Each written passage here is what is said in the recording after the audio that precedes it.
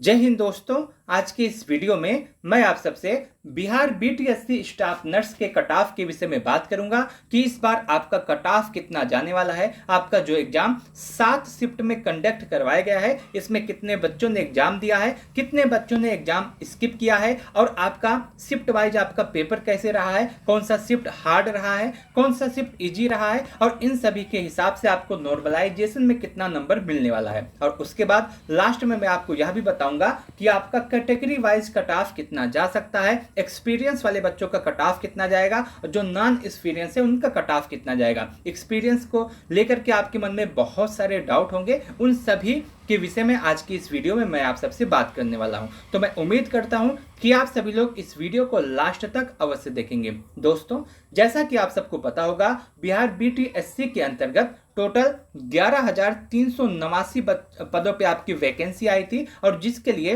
95,000 बच्चों ने इसमें आवेदन किया है। आपका एग्जाम 7 शिफ्ट में कंडक्ट हुआ है। आज आपका एग्जाम समाप्त हुआ है। अभी तक जो जानकारी मिल रही है उसके हिसाब से लगभग 60% बच्चों ने एग्जाम दिया है, बाकी सभी बच्चों ने अपना एग्जाम स्किप किया है। यह अभी जानकारी पुष्टि नहीं है। अभी इसका जब कोई ऑफिशियल जानकारी आएगी तो मैं आपको बताऊंगा। अभी के हिसाब से आप मान सकते हैं कि लगभग 60% बच्चों ने एग्जाम दिया है, बाकी बच्चों ने एग्जाम स्किप किया है। अगर हम बात करें संख्या में तो लगभग 57,000 बच्चों ने अपना एग्जाम दिया है, बाकी सभी बच्चों ने एग्जाम स्किप किया है। और इस हिसाब से अगर हम देखें तो आपका जो पर सीट कंपटीशन है अभी के लिए सिर्फ और सिर्फ 5 बन रहा है, यानी कि हर 5वां बच्चा इसमें सिलेक्शन होने वाला है। यानी कि आपका जो पर सीट कंपटीशन है वह आपका 5 की है। तो आप देख सकते हैं कि बहुत ज्यादा कंपटीशन इसमें नहीं रहा है। अगर हम पेपर के लेवल की बात करें, आपका जो एग्जाम 7 शिफ्ट में कंडक्ट कराया गया है, इसमें पेपर का लेवल कैसे रहा है और कैसे आपको नंबर मिलने वाले हैं। अगर हम बात करें तो आपका एग्जाम जो शुरू हुआ था ये 30 जुलाई को शुरू हुआ था।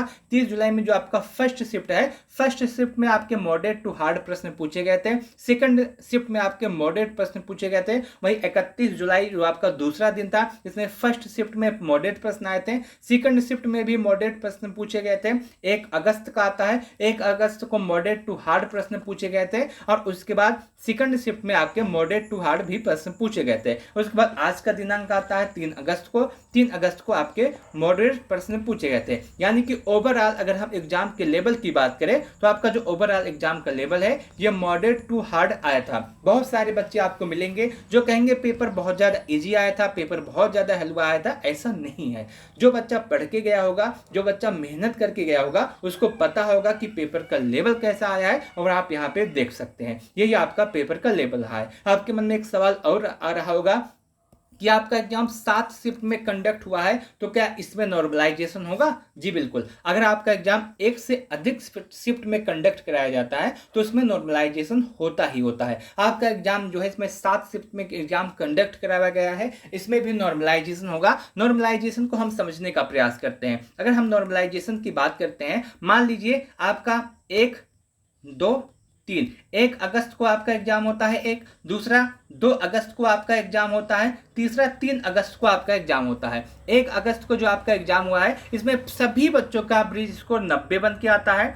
2 अगस्त को जो आपका एग्जाम हुआ है इसमें सभी बच्चों का एवरेज स्कोर 95 बन के आता है और 3 अगस्त को जो आपका एग्जाम हुआ है इसमें सभी बच्चों का एवरेज स्कोर 100 बन के आता है। तो ऐसा किया जाता है, इसमें जो सबसे अधिक नंबर होता है उसको कॉमन मान लिया जाता है और कॉमन मानने के बाद यह देखा जाता है कि जो आपका 90 स्कोर बना है, अगर 90 बच्चों का एवरेज स्कोर बना है तो ये पेपर आपका हार्ड रहा है, तभी यहाँ पे 90 स्कोर बना है। वहीं जो 100 बच्चों का एवरेज स्कोर बना है ये मान लिया जाता है कि ये पेपर इजी रहा है, इसीलिए यहाँ पे 90 एवरेज स्कोर बना है। अब इसमें जो 90 वाला बच्चा है उसमें 10 नंबर ऐड करके उसको 100 के बराबर लाया जाता है। जो 95 वाला बच्चा है उसमें 5 नंबर ऐड करके उसको 100 के बराबर लाया जाता है और जो 100 वाला बच्चा है उसमें एक भी नंबर नहीं ऐड किया जाता क्योंकि वो 100 के बराबर है। अब यही जो 5 नंबर और 10 नंबर ऐड किया गया है ना, यही आपका नॉर्मलाइजेशन का नंबर होता है। क्या होता है? यही जो 10 नंबर और 5 नंबर ऐड किया गया है यही आपका नॉर्मलाइजेशन का नंबर होता है।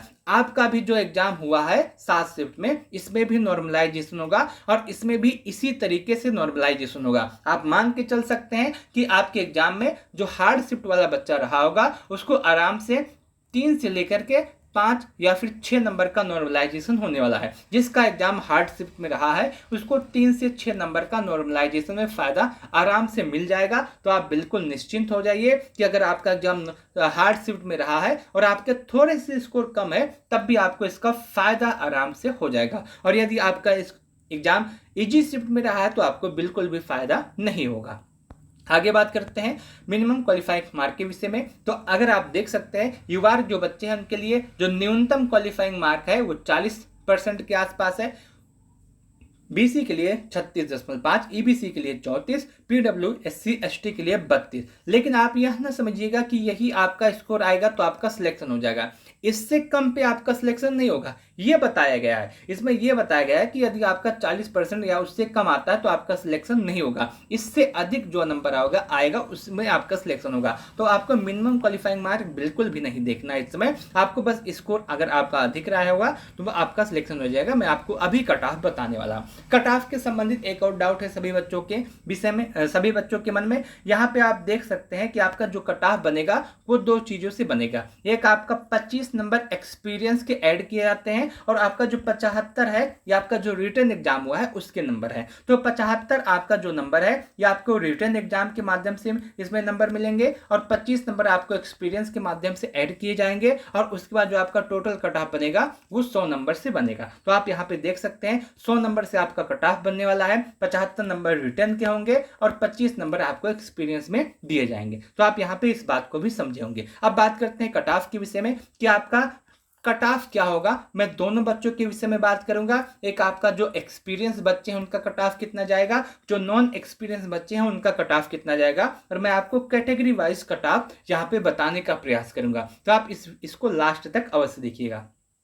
सबसे पहले मैं बात करना चाहता हूं जिनके पास एक्सपीरियंस नहीं है। जिनके पास एक्सपीरियंस नहीं है उनका कट ऑफ कितना जाने वाला है। देखिए, यदि आपके पास एक्सपीरियंस नहीं है और आप अपना एग्जाम दे दिए हैं, यदि आप युवा हैं और आपका स्कोर 60 से 65 के आसपास है तो आप सेफ है। मैं आपको एक बात और बताना चाहता हूं, यहाँ पे जितने भी कट ऑफ लिखे गए हैं यहाँ पे आपका कट ऑफ इससे अधिक नहीं जाएगा, इससे कम रहने के चांस है। तो आप इस बात को भी नोट कीजिएगा, आपका कट ऑफ इससे अधिक नहीं जाने वाला है, इससे कम ही रहेगा। तो आप यहाँ पे जान लीजिएगा। यदि आप यूआर हैं और आपका स्कोर 60 से 65 के आसपास है तो आप सेफ है। यदि आप बीसी हैं और आपका स्कोर 55 से 60 के आसपास है तो आप सेफ है। यदि आप ईडब्ल्यूएस हैं और आपका स्कोर 53 से 58 के आसपास है तो आप सेफ हैं। यदि आप ईबीसी हैं और आपका स्कोर 50 से 55 के आसपास है तो आप सेफ हैं। यदि आप एससी हैं और आपका स्कोर 45 से 50 के आसपास है तो आप सेफ है। वहीं यदि आप एसटी और आपका स्कोर 42 से 47 के आसपास है तो आप सेफ है। यदि आप वोमेन हैं और आपका स्कोर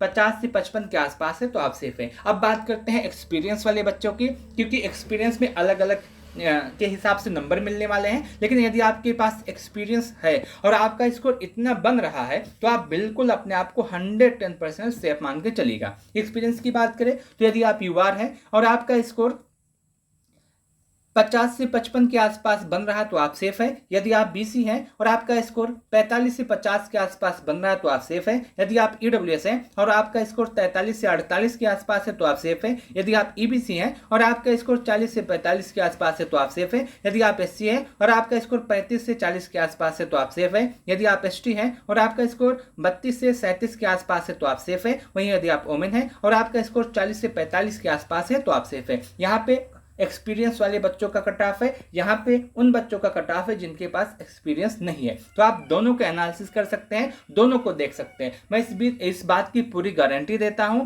कि यदि आपका स्कोर इससे की आसपास है या इससे कम है तो आपका सिलेक्शन हो जाएगा। मैं यह भी बता देना चाहता हूं कि आपका जो कट ऑफ है वो इससे अधिक नहीं जाने वाला है, इससे कम ही रहेगा। आपका जो कट ऑफ होगा वो इससे कम रहने के पूरे चांस है। मैं उम्मीद करता हूं कि आपको यह पूरा वीडियो समझ में आया होगा, यह पूरी एनालिसिस समझ में आई होगी और आप इस बात को अभी से मान लीजिएगा। मैंने जो आपको कट ऑफ बताया है कैटेगरी वाइज, यही आपका सेफ स्कोर होने वाला है। और यदि आपका स्कोर इसी के आसपास है तो आप बिल्कुल सेफ है, बिल्कुल आपका अच्छा चांस है सिलेक्शन होने का। आप कमेंट के माध्यम से अवश्य बताइएगा कि आपके आधार पे, आपके अकॉर्डिंग इस बार बीटीएससी का कट ऑफ कितना जा सकता है। इस बात को आप कमेंट के माध्यम से बताइएगा और उसके साथ साथ आप बता सकते हैं कि कैटेगरी वाइज भी आपका कट ऑफ कितना जाएगा और उसके साथ साथ आपके पास कितना कितना एक्सपीरियंस रहा है, आपका एग्जाम किस दिन में कंडक्ट हुआ है, आपका स्कोर कितना बन रहा है, ये बात अगर आप बताएंगे तो मैं आपको बताने का प्रयास करूंगा कि उस स्कोर के साथ आपका सिलेक्शन होगा या फिर नहीं। इस वीडियो को